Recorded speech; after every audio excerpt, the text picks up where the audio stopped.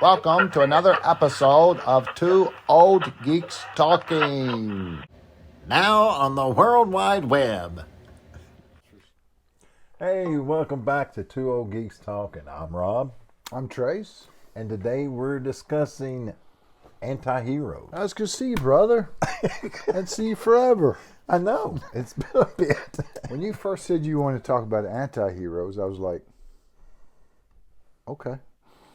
But I was like, anti-heroes? But I got thinking about it, and when you look at our past videos, you and I are kind of big fans of anti-heroes. Right? So, I mean, I've always said I was a fan of more so towards villains than I am the heroes. Yeah. But it seems like we live in a time and era right now that the anti-hero is more popular than either one. We did The Punisher. Right. A video on The Punisher, just him alone. So that was an anti-hero. We did a video on Judge Dredd. Right. And so that's an anti-hero. We did a video on Jonah Hex. Right. He would definitely be an anti-hero. Yeah. I mean, it seems like the world's going towards Transmetropolitan, we did a video. Right. Spider Jerusalems, he'd be an anti-hero. So I don't know if the world's going that way, but certainly you and I seem to be drawn toward the anti-hero. Well, I mean, if you're only given a certain selection of things to look into, yeah, and the majority of it is that type of character, I think you and I are just drawn to that. I think a lot of people are. I think a lot of the world is, and I think there's reasonings behind that. So, well, first of all, what is an anti-hero? No, first we need to ask ourselves what a hero is. Okay, what's a hero? What do you think a hero is? That is someone who does the right thing and is a role model, and everybody looks up to. They have a strength, whether it's physically, morally, they do anything possible not to cause harm to anybody, and might even go as far as sparing their enemies. Right? I mean, it's really somebody you idolize. Yeah, like Superman. Right, Superman, Captain America. You know, we consider them the highest standard, the Boy Scouts of heroes, right? And there's very few of those left. Right. So now we know what a hero is. That means an anti-hero is pretty much less than that.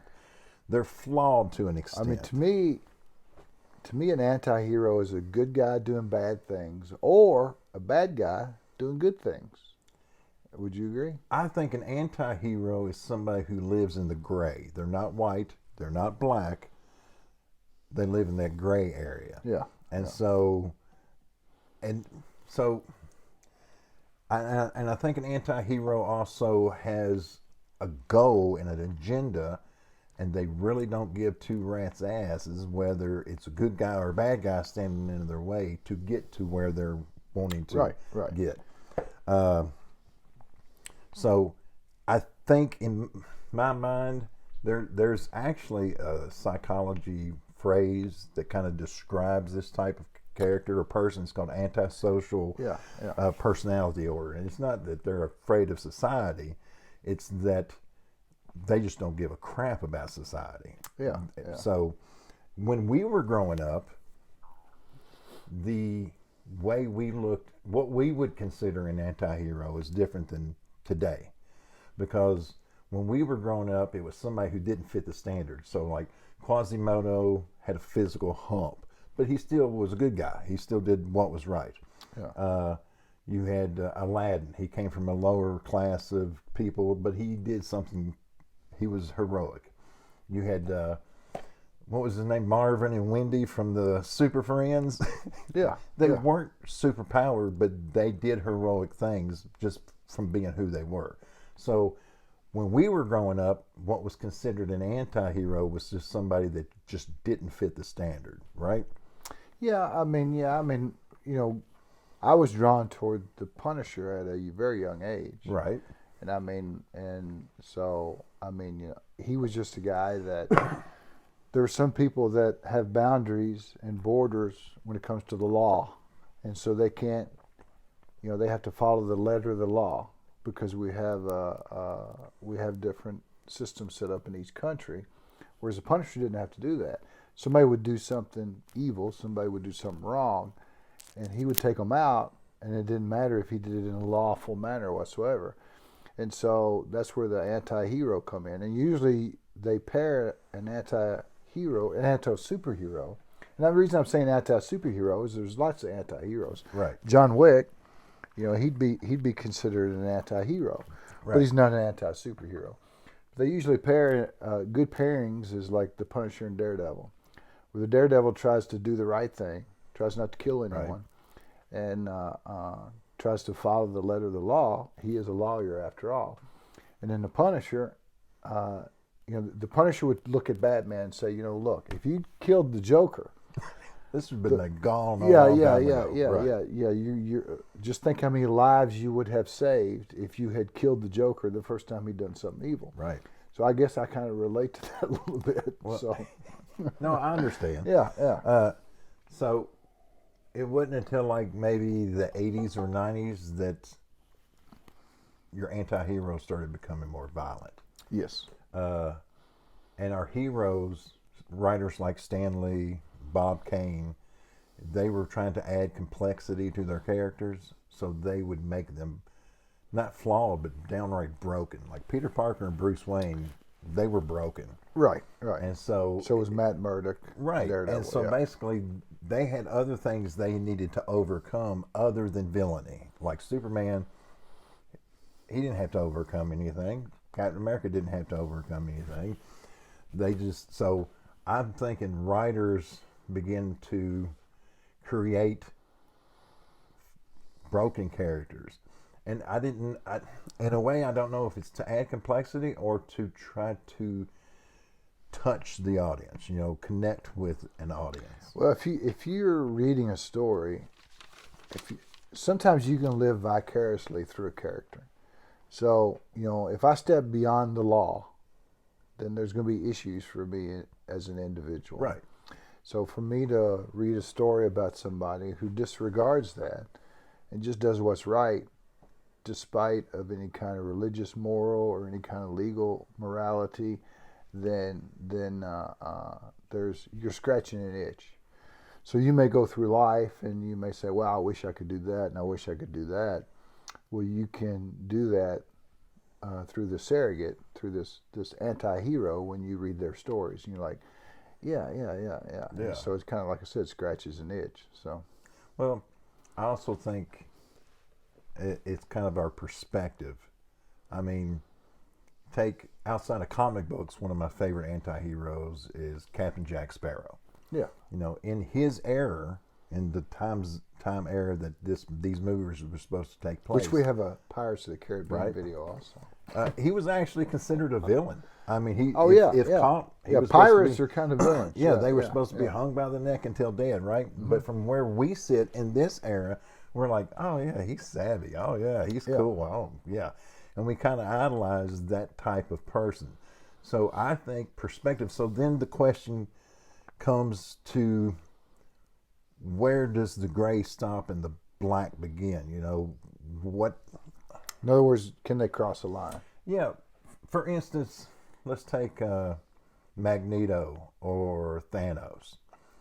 Magneto has his race of people, and he sees mutants. Yeah, and he sees them being killed, being imprisoned, and he just wants not to go. He's willing to go to war. Xavier's wanting equality, but he's just wanting it to stop, or he's wanting peace. And he's willing to do whatever it takes to get to there, even if he had to hide him away on an island. He had to take him to Genosha. Oh, yeah. So, I mean, if you look at it that way, is he really a bad guy? Or so then? Well, I mean, anti-heroes often have good intentions. They have an anti-hero only has a goal. They're only selfish. They're only selfishness. Yeah, but I mean, when villains have good intentions. Yeah, but like when you watch it, when you watch the Netflix Punisher, or when you read a Punisher comic, there's these criminals that through some loophole or some reason got it back out on the street, and then he goes and he takes care of them. And but he doesn't hurt anybody along the way if he can prevent it. He's just after that one particular person. Right. So an anti-hero doesn't care about anybody. I don't know if I'd agree with that, Oh, because I'd say at the top of the list of Marvel anti-heroes would probably be the Punisher. I'd say at the top of the list of DC anti-heroes would be like the Red Hood. You know, I'd say that, you know, he Red Hood, if I'm not mistaken, none of you are the DC guy. Okay. He was a Robin, is it correct? Correct. Who had a lot of atrocities done to him By the Joker. by the Joker. Right. And so that kind of turned him into an anti-hero, and he's really popular now. Right. With people that read DC. And no, I'm Marvel guy, Right. but not modern Marvel, but old Marvel. But you know, he decided to break away from Batman and kind of go as like a vigilante. Somewhat. Yeah, he wasn't even affiliated with Batman after a certain point because Batman thought he was dead. Yeah. Right. So it's not like he wasn't affiliated with him. But they rebirthed that character as an anti-hero. And right. He's super popular. Yeah, they put him in a lot of video games, and I hear a lot of he was hubbub willing on to Twitter. go past what Batman wasn't willing to do. Yeah. But so the question is But I don't look at. But you think he's still worried about casualties of other people? Yeah, I think he would. Yeah, I think the anti-heroes I'm drawn to aren't somebody who do mass murder to get the one person they want. They're more thought out. They're more surgical, like the Punisher or like the Red Hood, like Thanos is thought. I don't really look at Thanos as an anti-hero. You know, I look at him as he had this crazy world view that was as screwed up as, say, real life people like Adolf Hitler or something like that. Right. And so he decides, you know, look, I'm going to save. But there's people that didn't see Hitler as a villain. I know. I'm going to save the entire universe by eliminating half the universe, and that way we'll have more resources. And believe it or not, there are people today in today's society that agree with that. Right. You'll hear him, you know. But he was willing to sacrifice his own child. Yeah. He was going to go into exile afterwards. There's people that say overpopulation is the world's biggest problem. And so you got to keep your eye on those people. So sometimes I wonder if what makes a villain is what the writer wants you to be told. They tell you who the villain is. They tell you who's not the villain. Because, like you said earlier, one of my favorite anti-heroes was Spider Jerusalem from Transmetropolitan. Yeah. Now, he felt like he couldn't write unless he was in the city. But yet, his writing actually alienated him from the people. He felt like he had a moral superiority. That's a big word for me. Yeah. Over did these. good, though. Right, thank you. And but the thing was although he was revealing all this corruption, he never really gave them a solution to the corruption. And the people that idolized him, that favored him, he actually used to reach his agenda. Ultimately, he was trying to get back to his mountain, back to his solitude. And any benefit to the public that his actions did was only accidental. I mean, yeah, it was just he had selfish views. Right. And it may have happened to benefit some people, but it wasn't on purpose. Yeah, he was downright a freaking selfish hypocrite. And his methods was even as bad, if not worse, than some of the people that he was corrupt or trying to show as corrupt. But you see a lot of different facets from the anti-hero, anti-superhero character. You know, they're all somewhat different. Take Judge Dredd, for instance, which I'm a huge Judge Dredd fan. You know, with the defund the police and police forces, they got high risk and they've got low pay, and you got hardly anybody going into that field anymore, and yet it's necessity for civilization. to see a fantasy, and it is a fantasy about Judge Dredd, to where he lives in a city to where he's judge, jury, and executioner Right. for a lot of criminals, and so that kind of when you see people do a crime and they get out on bail and then they go do another crime, you can reach Judge Dredd to where he puts an end to that cycle. Right. And you get satisfaction from that. So I think that's why we're drawn toward the anti-hero. Do you think there's anti-heroes in real life? Yeah, I think they are, but I think that eventually they get caught. Eventually, they literally would have to stay hidden. Yeah, they can't be. They won't build a fan base. They're not going to have. I can't think of the guy's name, but there's a guy that in real life, and he's gained some popularity on Twitter. That, or I guess you call it X now, since Elon Musk bought it, but someone raped his sister and he choked the guy to death. Okay. So he ended up getting put in prison. Since he's been in prison, he's killed 2 pedophiles. So, and he keeps saying, "You keep sending me pedophiles, and I'll keep killing them," because he's already got a life sentence. So people are calling him an anti-hero in real life. Right. Now obviously murder is a bad thing, but I have to admit, there's some satisfaction when I see he's killed another pedophile. So that's the itch that gets scratched when you read an anti-superhero comic, in my opinion. Yeah, but like you mentioned, this cop and other cops, and all superheroes have lines that they have to stay within. Yeah. And so what you're seeing, those lines are moving all the time. Well, those lines are fluctuate. No, actually, no. They should be steady. they should be rock steady. They should be. Yeah. It's people who cause them to fluctuate, and it's all their Culture. perspective. Yeah. Going back to Spider Jerusalem, his thing was about trying to find the truth. But after you're reading the comic books years later, you find out his truth is, and what he considers facts, is basically his opinion. And so that's why the lines fluctuate, because people's opinions on things change. Actually, there's set rules and set lines, and they shouldn't fluctuate. And anybody who goes outside of them,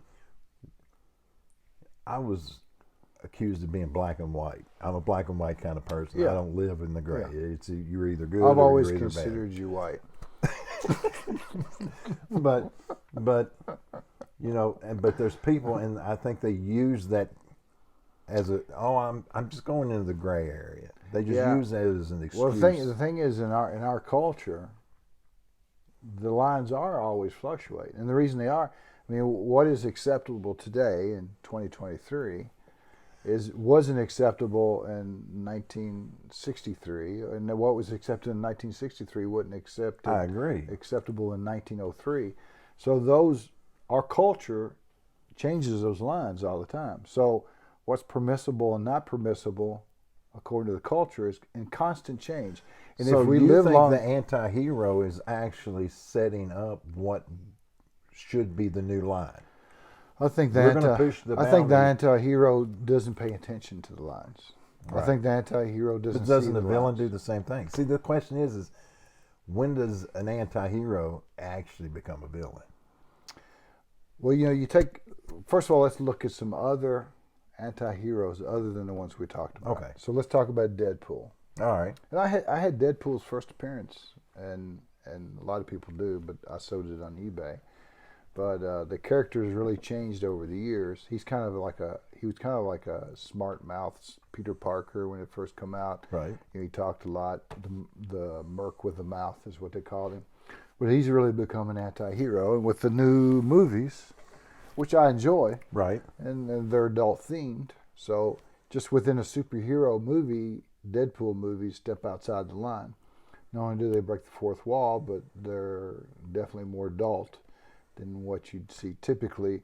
But the character, he would say that he's a mercenary, would only do. He'll take any job for any reason. But the fact is, he ends up either on purpose subconsciously, or on purpose, consciously doing the right thing. I would say the same thing about.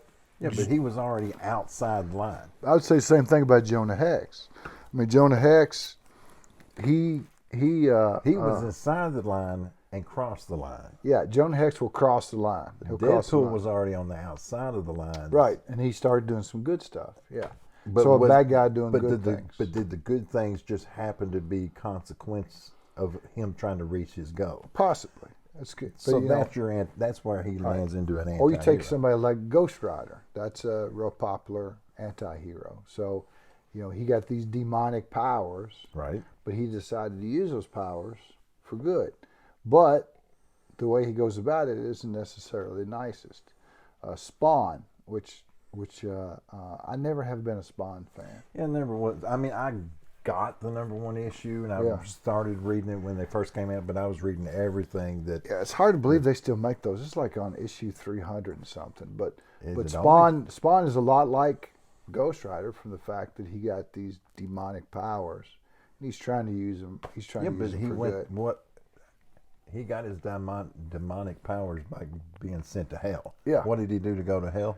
Something bad, apparently. So he was already outside the line too. Yeah, but he's trying to use those powers to do good. So he's trying to correct what his. Yeah, and what irritates me about by doing more bad. Yeah, what irritates me about what irritates me about. That's like saying I'm trying to fix the driveway with a stick of dynamite. But like Venom, he would be a popular anti-hero. Right. Now, Venom just started out as a straight up villain. Right. And I think what happens is the character gains popularity.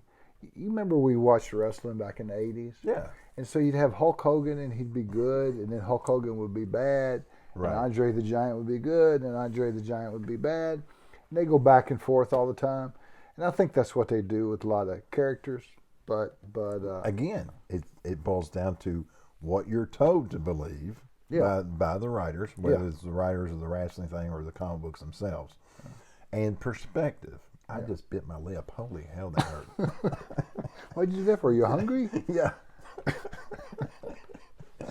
Well, anyway, put a little meat in with that blood and make it taste better. Yeah, there you go. Sanitize it.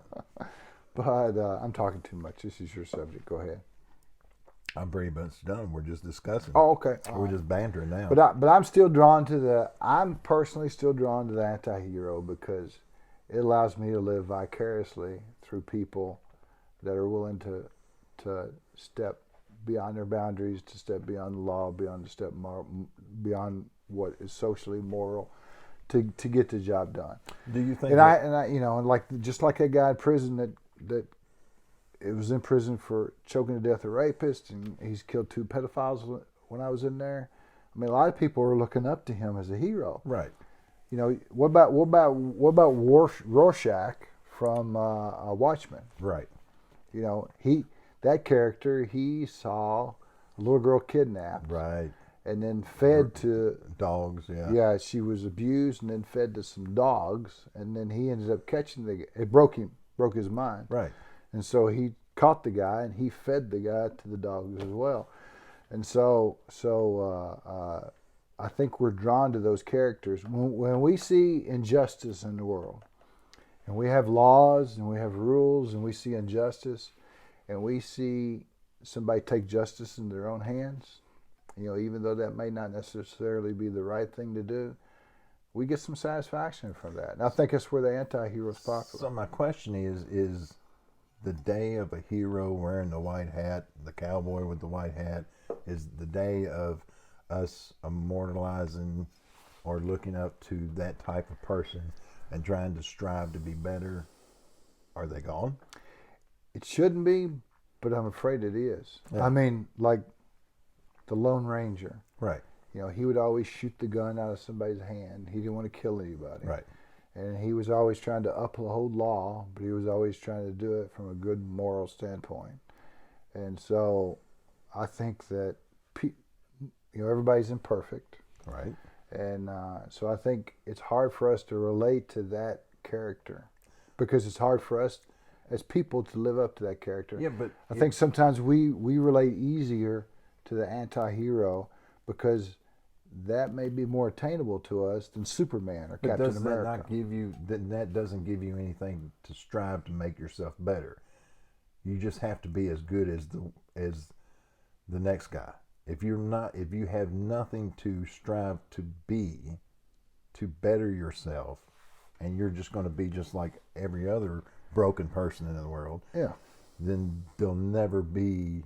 I'm not saying we shouldn't strive to I'm be trying to figure out how to Superman. word this right. I mean, we have in comic books nowadays. Who do we have in comic books, movies, anything? I mean, even in our television shows, like one of the biggest television shows was Breaking Bad. Yeah. He was an anti-hero. Oh, absolutely. Right? I mean, so instead of fighting to do what was right, he found the most manipulative, criminal way to take care of his family. He was doing a good thing. Right. But he was going about it the most villainous way. So is that what we're teaching our children, to say, okay, well, you don't have to do what's right, just do what's best for you. We had a policeman one time come into the work, and he was talking about some security stuff, and he was talking about thieves, and he was talking about how all you people out here have the potential to be thieves. Right. And at first I was kind of taken offense by that, but he said, if it was to feed your wife, if it was to feed your children, would you not steal? Would you not steal if that's what you had to do to feed your children? And that kind of struck home a little bit, and that some people find themselves in desperate situations to where they have to do that. But yeah, I'm afraid that the Superman, Captain America. If you look at the comics, I don't know about Superman because I'm not a DC guy like you. Right. But Captain America, he's been tore down over the years. He's over the last few years with modern Marvel, which I don't read. But he's not as patriotic. They made him a secret member of Hydra, and I mean they've done a lot to deconstruct and tear down that character over the years. And so there's not too many just straight lace, I'm going to do the right thing. I honestly think that in the world that we live in. Well, before you move on to anything else, going back to what you said about the cop and talk about, everybody has the opportunity to be a thief. I had a friend once tell me the only thing a lock does is keep an honest man honest. Yeah, I've heard that. And that phrase kind of resonated with me. And so my question is there any honest people left in this world? Yes, I think that we've reached a point to where. Now, are we going to pass geeky stuff and just getting into morality? Yeah, unfortunately, yeah. But we're going to wrap it up here in a second if you want. But I think we're at a point in society where the guy that always does the right thing would be popular. We've had so many anti-heroes in the last 20 years that I think if you had a Superman or Captain America type character, which you might call a Boy Scout character, right, that just, despite the pressures of culture, despite it being the more difficult choice, always try to do the right thing, I think that would be popular because it's so different than what you read today and what you see today and so much other media. Right. So I think that the day of the anti-hero, I mean, I have to admit I've enjoyed them, but I actually think I like Solomon Kane, and we've talked about that before, and he's just a straight-laced character. But he was written in the 1930s. I think that if somebody wrote a straight-laced character now, I think it would be really popular. Well, you're talking about characters of the 30s. I mean, we're going deep, man. Oh, I know. I mean, the whole days of like the June and Wally Beaver, that whole Leave It to Beaver family aspect on televisions and sitcoms and stuff like that has changed too. Oh, sure. Now it's divorce and broken families, and that started out in the 80s as well. Right. So I think there's a need. I think there's not only a need. I think our media and our entertainment reflects our desires. Right. But don't we desire the Beaver Cleaver kind of family? No, that's what I'm saying. I think now maybe more than ever. I mean, I think now we crave that more than ever. Each generation seems to be typically different than the generation before.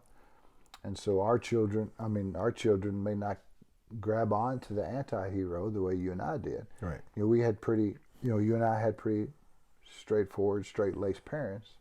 And so we kind of gleaned to the anti-hero, and it could be that the next generation gleans to the clean-cut superhero. Who knows? I don't know. I hope we're around to find out. Yeah, it would be nice. So you done? Are you done? I'm done. All right. Well, you know what? I appreciate you sticking around this long, and I hope you like our content. And if you do, please like and subscribe. It makes all the difference in the world. We're gonna do it regardless, but we really do like it when you like and subscribe. Right. And check us out on Facebook and Instagram. And all right, stay geeky, my friends. Later.